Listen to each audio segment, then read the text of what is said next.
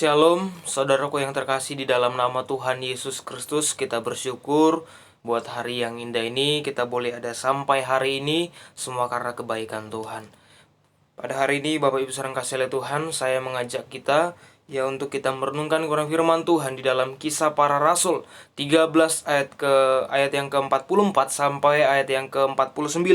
Saya akan membacakannya bagi kita semua. Dari ayat yang ke-44 begini bunyi firman Tuhan, "Pada hari Sabat berikutnya, datanglah hampir seluruh kota itu berkumpul untuk mendengar firman Allah. Akan tetapi, ketika orang Yahudi melihat orang banyak itu, penuhlah mereka dengan iri hati dan sambil menghujat. Mereka membantah apa yang dikatakan oleh Paulus. Tetapi dengan berani Paulus dan Barnabas berkata, 'Memang kepada kamulah firman Allah harus diberitakan lebih dahulu.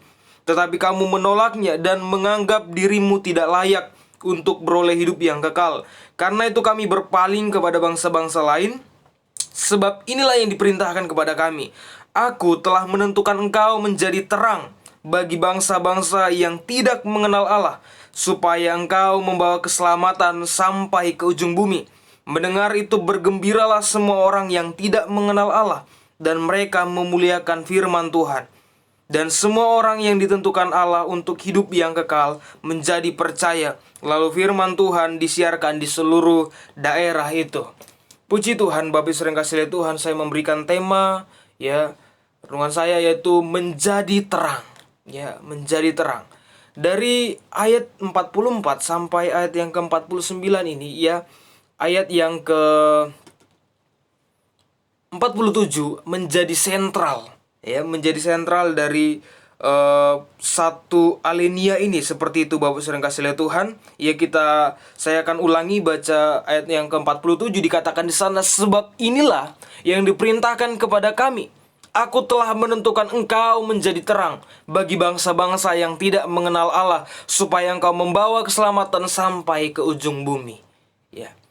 Bapak Ibu sering kasih lihat Tuhan, tema ini menjadi terang saya ambil dari kata yang ada di sini. Kalau dalam hermeneutik itu dia yang berpotensi sebagai predikat seperti itu. Predikat menjadi terang. Menjadi terang. Bapak Ibu saudara yang kasih oleh Tuhan, dari hal ini kita mau belajar Bapak saudara yang kasih oleh Tuhan bagaimana Paulus dan Barnabas dikatakan di sana, mereka memberitakan kebenaran firman Tuhan kepada banyak orang. Dan mereka adalah orang-orang yang menjadi terang. Bapak Ibu sering kasih lihat Tuhan, kita akan melihat sedikit mengupas tentang apa arti dari menjadi terang ini. Kalau kita lihat dari bahasa aslinya begitu di sana kata menjadi itu berasal dari kata eis, dari kata dasar eis dari bahasa Yunani yang artinya adalah itu ke dalam atau kepada, bisa sampai dan seterusnya di sana seperti itu. Bapak sering kasih lihat Tuhan.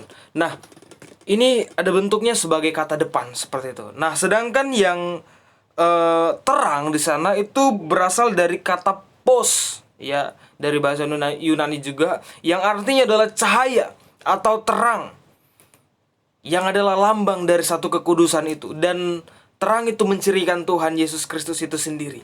Dia adalah terang dunia. Seperti itu Bapak sering kasih lihat Tuhan. Nah, kita akan mau belajar yang menjadi pertanyaannya bagi kita seperti itu. Apa yang harus kita pahami tentang menjadi terang ini? Dari kata menjadi terang ini apa yang harus kita pahami? Khususnya di ayat yang ke-47 ini, yang menjadi ayat sentral dalam satu alinea ini seperti itu Bapak sering kasih lihat Tuhan. Yang pertama yang perlu kita pahami tentang menjadi terang adalah Bapak sering kasih lihat Tuhan, menjadi terang adalah sebuah perintah. Perhatikan, menjadi terang adalah sebuah perintah. Dikatakan di sana di ayat yang ke-47, di kalimat yang pertama, "Sebab inilah yang diperintahkan kepada kami," dikatakan. Sebab inilah yang diperintahkan kepada kami. Aku telah menentukan engkau menjadi terang.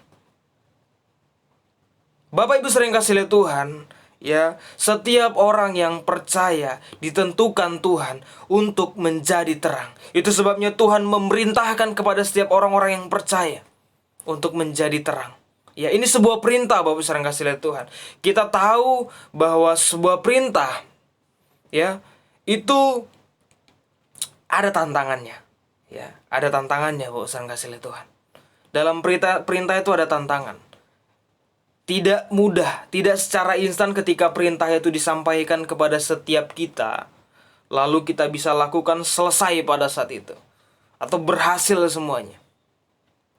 Tetapi Bapak Saudara yang kasih oleh Tuhan, dalam perintah itu ada tantangan. Banyak sekali tantangannya, khususnya dalam memberitakan firman Tuhan, dalam menjadi terang. Itu yang khususnya kita mau pelajari hari ini. Dalam perintah itu ada tantangan. Di ayat yang ke-45 di sana berkata, akan tetapi ketika orang Yahudi melihat orang banyak itu, penuhlah mereka dengan iri hati dan sambil menghujat. Dan di kalimat berikutnya dikatakan di sana, mereka membantah apa yang dikatakan oleh Paulus. Bayangkan Bapak Saudara yang kasih oleh Tuhan.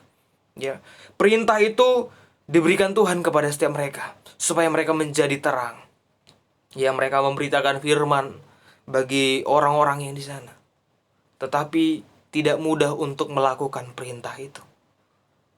Ya, di sana ada sebuah tantangan. Dan ini bukan hal yang, ya, ini hal yang biasa yang dialami Paulus. Bahkan kalau kita lihat dari kitab-kitabnya yang lain seperti itu, Paulus banyak mengalami, ya, satu penderitaan yang luar biasa karena dia mau menjadi terang. Karena dia ditentukan oleh Allah untuk menjadi terang. Seperti itu Bapak Saudara kasih oleh Tuhan.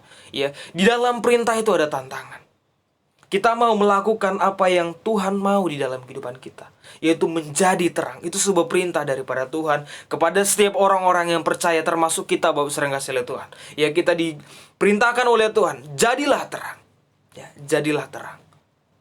Maka dalam kitab Matius dikatakan di sana, ya, kamu adalah garam dan terang. Artinya Bapak Saudara kasih oleh Tuhan, hidup kita ini harus jadi berkat. Jangan hidup kita hanya sebatas hidup tanpa berbuat apa-apa. Tetapi marilah menjadi terang. Bapak Ibu Saudara kasih oleh Tuhan, sekalipun tantangan-tantangan yang kita hadapi seperti itu, ya, itu tidak mudah. Tetapi marilah lakukan itu terus, karena ini sebuah perintahnya daripada Tuhan. Itu harus dilakukan. Sebuah perintah harus dilakukan. Mau berhasil, mau tidak, intinya kita harus melakukan terlebih dahulu. Di ayat yang ke-46 di sana berkata, tetapi dengan berani Paulus dan Barnabas berkata, memang kepada kamulah firman Allah yang harus diberitakan lebih dahulu, tetapi kamu menolaknya dan menganggap dirimu tidak layak untuk beroleh hidup yang kekal. Ya. Mau berhasil atau tidak, mau ditolak atau diterima, harus dilakukan. Namanya perintah harus dilakukan. Sama halnya seperti seorang pemimpin memerintahkan kepada para bawahannya seperti itu. Itu harus dilakukan. Kalau tidak dilakukan, maka mereka akan menerima konsekuensinya. Intinya adalah dilakukan terlebih dahulu. Mau berhasil atau tidak, itu urusan belakang. Tapi hal yang pertama yang harus kita lakukan adalah melakukan apa yang diperintahkan. Bapak Ibu Saudara yang kasih oleh Tuhan, marilah kita melakukan apa yang Tuhan perintahkan di dalam kehidupan kita. Termasuk menjadi terang adalah perintahnya Tuhan. Ya, itu perintahnya Tuhan. Sedangkan perintah pemimpin-pemimpin kita, mungkin pemimpin kita di gereja lokal mungkin, atau pemimpin kita di dunia pekerjaan, atau bahkan yang lainnya Bapak Saudara kasih oleh Tuhan. Atau bahkan di kampus juga, ya. Ketika dosen memerintahkan kepada kita membuat tugas, itu kita harus lakukan. Kita lakukan. Bapak Ibu Saudara yang kasih oleh Tuhan, ya.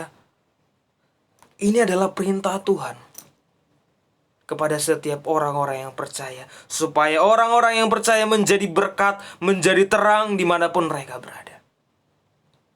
Ini perintah Tuhan kepada setiap umat-umatnya yang percaya.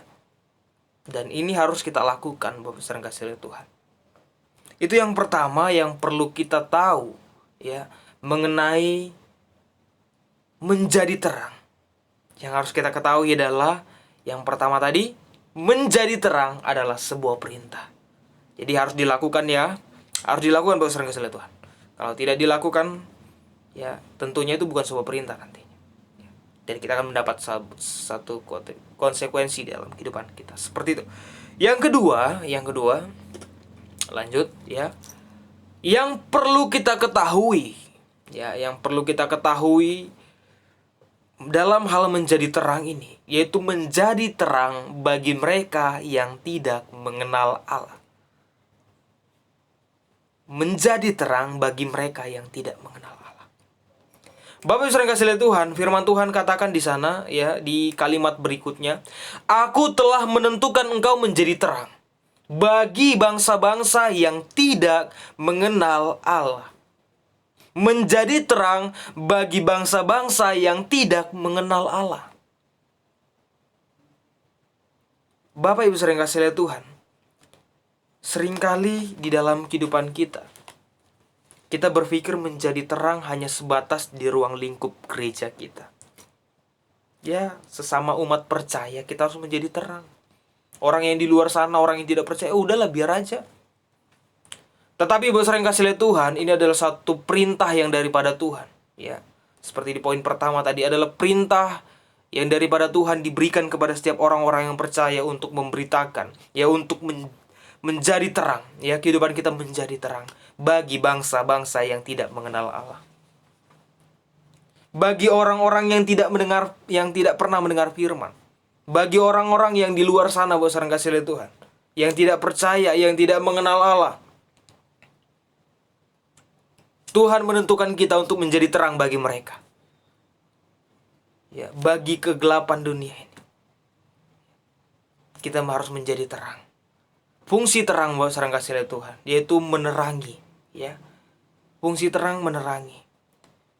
Dan kita pahami Bapak sering kasih lihat Tuhan, kalau terang itu di suatu tempat yang terang, oke, dia memang berfungsi, tetapi fungsinya kurang maksimal. Ya. Fungsinya kurang maksimal. Tetapi bagaimana ketika terang itu, ya, diletakkan di satu tempat yang gelap, maka fungsinya Bapak sering kasih lihat Tuhan itu maksimal.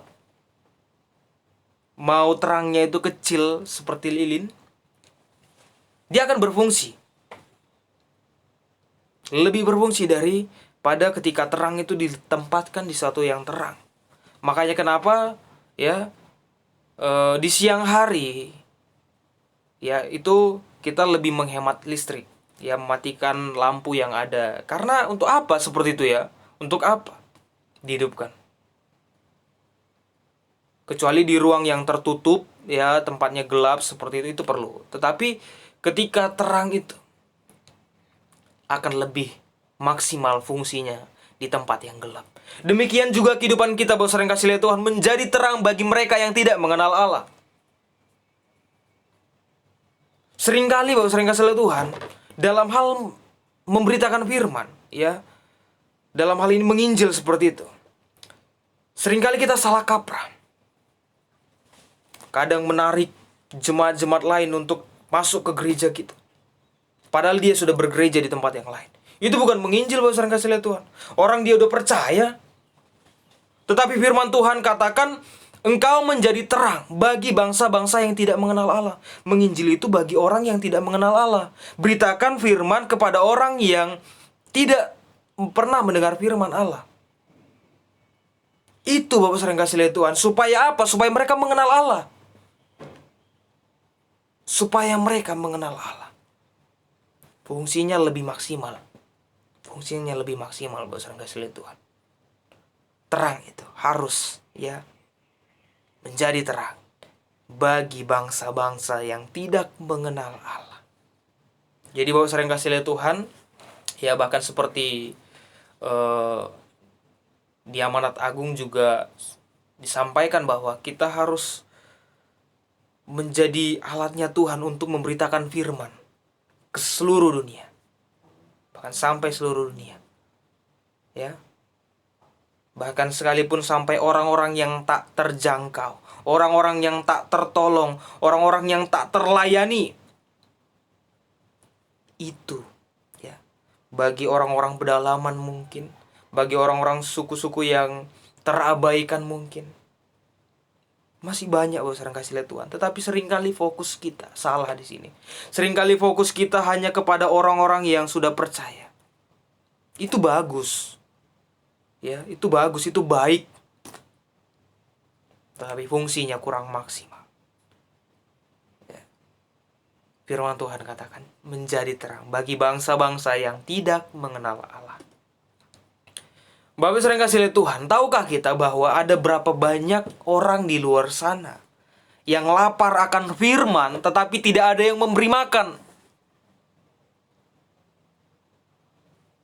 Bapak sering kasih lihat Tuhan, ya, ada banyak orang yang haus akan firman, tetapi tidak ada yang menyampaikan. Tidak tersalurkan firman itu. Mungkin mereka bagi orang yang di pedalaman sana mungkin. Ya, mereka sosmed juga tidak ada. Untuk mendengar firman atau bahkan ya firman Tuhan tidak tersampaikan bagi mereka. Tetapi mereka haus akan kebenaran. Tetapi tidak ada yang memberi makan. Itu sebabnya mari Bapak saudara kasih lihat Tuhan, itu yang Tuhan perintahkan bagi kita. Untuk menjadi terang bagi bangsa-bangsa yang tidak mengenal Allah. Firman Tuhan katakan di ayat yang ke-48 di sana berkata, mendengar itu, bergembiralah semua orang yang tidak mengenal Allah, dan mereka memuliakan firman Tuhan, dan semua orang yang ditentukan Allah untuk hidup yang kekal menjadi percaya. Berapa banyak sering kasih Tuhan orang yang di luar sana yang lapar akan firman, tetapi tidak ada yang memberi makan. Itu sebabnya sering kasih Tuhan, mari ya kita mau tanamkan di dalam hati kita. Kita mau menjadi orang yang menjadi terang ya bagi orang-orang yang tidak mengenal Allah. Kita mau dipakai Tuhan.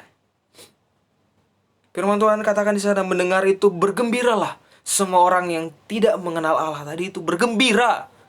Karena mereka tidak pernah mendengar kabar tentang itu. Kabar baik itu, kabar Injil itu. Mereka tidak mendengar. Ketika mereka mendengar, mereka bersuka cita. Mereka memuliakan firman Tuhan. Dan mereka menjadi percaya. Seringkali ketika kita mau menyampaikan firman Tuhan kepada setiap orang yang tidak mengenal Allah, kita sudah menanamkan mindset takut. Ya, kita takut terlebih dahulu. Kita sudah terbenteng oleh ketakutan. Oh, jangan-jangan nanti dia menolak. Oh, jangan-jangan nanti saya diserang kembali. Kita tidak tahu, Bapak sering kasih lihat Tuhan, di luar sana ada berapa banyak orang yang lapar akan firman, tetapi mereka tidak ada yang memberi makan. Tidak ada yang memberitakan firman kepada mereka. Itu sebabnya, ya, lakukanlah seperti seorang Paulus tadi dan Barnabas, sekalipun mereka ditolak, mereka terus lakukan itu, lakukan. Sekalipun orang-orang Yahudi menolak, dia katakan tadi ya, ketika orang Yahudi melihat orang banyak itu, penuhlah mereka dengan iri hati sambil menghujat, ya. Mereka membantah apa yang dikatakan Paulus, tantangan itu ada. Ya, tetapi kita tahu bahwa banyak juga orang yang akan menerima firman itu.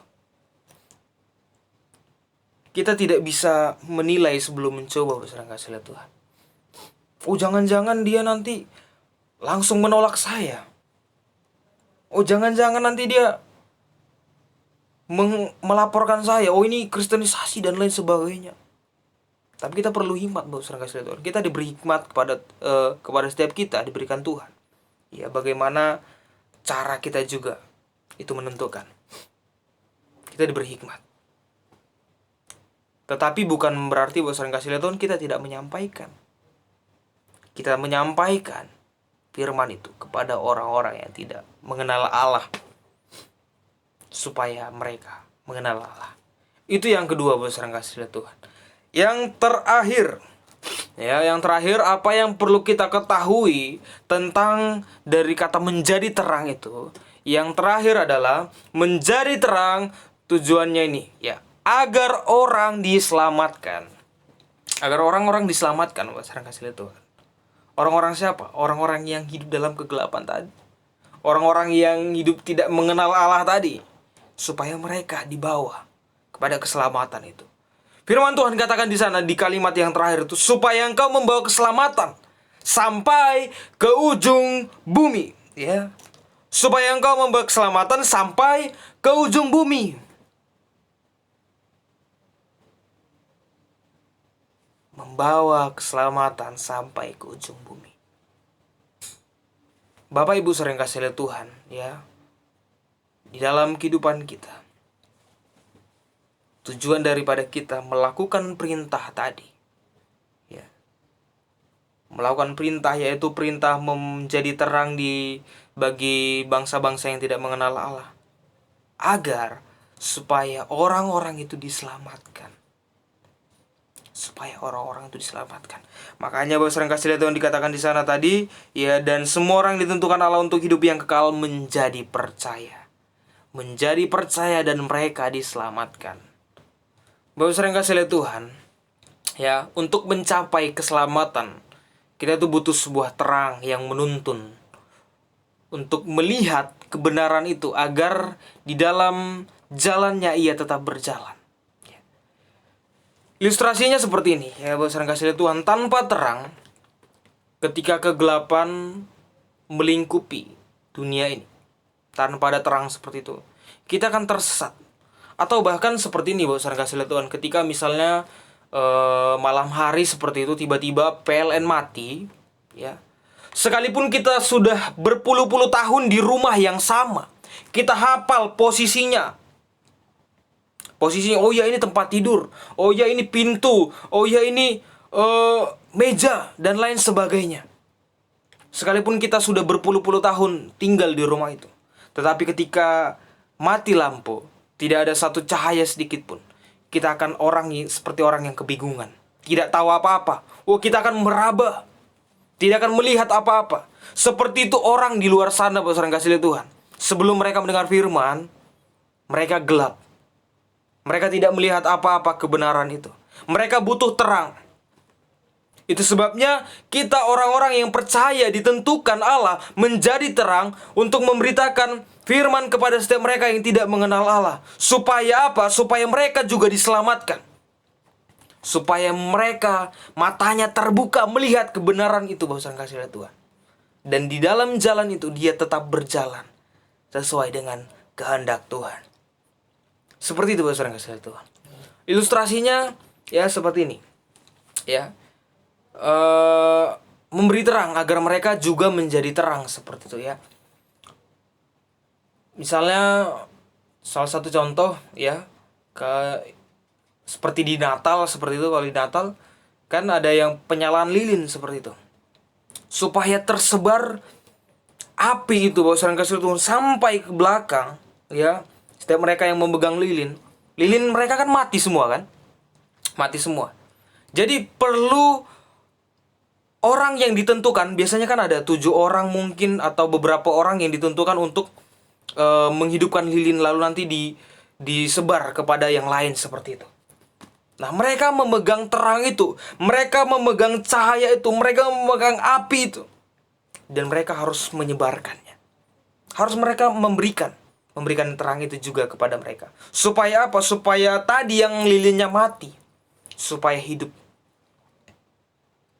Demikian juga kehidupan kita, Bapak sering kasih lihat Tuhan, ya. Kita sudah ditentukan oleh Tuhan menjadi terang. Mari beri diri untuk menjadi terang, supaya hidup mereka diselamatkan. Hidup mereka menjadi terang dan mereka diselamatkan. Mereka bisa melihat jalan kebenaran itu, sehingga mereka menjadi orang-orang yang diselamatkan, orang-orang yang percaya kepada Tuhan. Itu Bapak sering kasih lihat Tuhan, ya, yang perlu kita pahami mengenai menjadi terang. Yang pertama tadi, ya, kalau kita lihat kembali ke slide berikutnya itu, ya, sekilas mengulangi seperti itu. Menjadi terang adalah sebuah perintah, ya, dan itu harus dilakukan sekalipun ada tantangan yang ada. Dan menjadi terang itu, ya, bagi mereka, tujuannya itu bagi mereka, sasarannya itu bagi mereka yang tidak mengenal Allah. Jangan kita menganggap bahwa udahlah di dalam gereja aja, gak usah keluar, ya kita menjadi berkat, menjadi terang di dalam gereja aja. No, jangan kasih Tuhan. Tetapi menjadi berkat, menjadi terang bagi mereka yang tidak mengenal Allah. Yang di luar sana banyak orang yang tidak mengenal Allah. Dan yang terakhir, Bapak Saudara kasih lihat Tuhan, menjadi terang agar orang-orang diselamatkan. Ketika mereka percaya, mereka diselamatkan. Puji Tuhan, Bapak Saudara kasih lihat Tuhan. Ya, ini yang bisa saya sampaikan kepada setiap kita. Kiranya Tuhan Yesus memberkati. Terima kasih.